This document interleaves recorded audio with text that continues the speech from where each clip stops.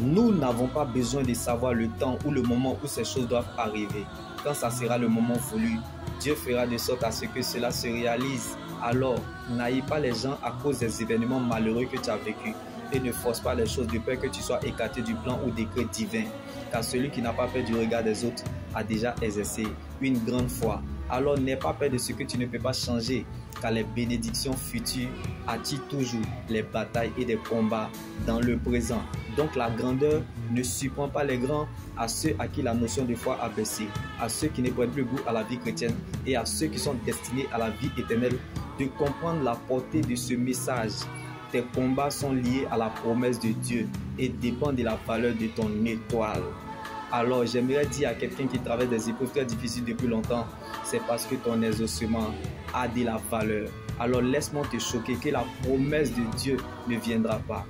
Ce que tu cherches, espères ou attends est en toi. Mais c'est sa manifestation que nous attendons. Ne dépend pas de l'atmosphère, mais de sa souveraineté. Donc, la souveraineté de Dieu est une réalité. Quand Dieu a une promesse sur toi, tu ne meurs pas vite. Tu ne peux pas arrêter le message, car sa souveraineté te rattrapera. Donc, tu ne peux pas revenir tant que tu n'as pas encore fini ta mission.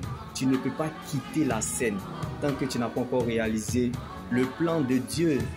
Comme Abraham a donné son Isaac à Dieu, la promesse de Dieu est comme un message que ton esprit a capté. Et lorsque ton esprit a capté ce message, tu cours avec ça, comme Abraham dans sa vieillesse. La promesse de Dieu te parle. Champion, championne, on peut te ralentir et t'affaiblir, mais la promesse de Dieu qui est en toi se chargera de te réveiller. Comme Abraham a dû attendre 25 ans avant d'avoir son Isaac. La promesse en toi ne rentrera pas au Père sans avoir accompli sa mission sur la terre. Même si tu ne veux plus croire, le ciel croira ta place. Même si le temps présent ne témoigne pas de toi, sache qu'il y a une fin qui t'attend. Tu es plus grand que ton aujourd'hui, même si le temps est contre toi. Je ne sais pas là où tu te situes, mais quand Dieu prend le risque de te révéler certaines choses et où il t'emmène, toi aussi prends ce même risque de croire qu'il est capable de le faire. Plus ça tarde, nous sommes contents de ce qui arrive.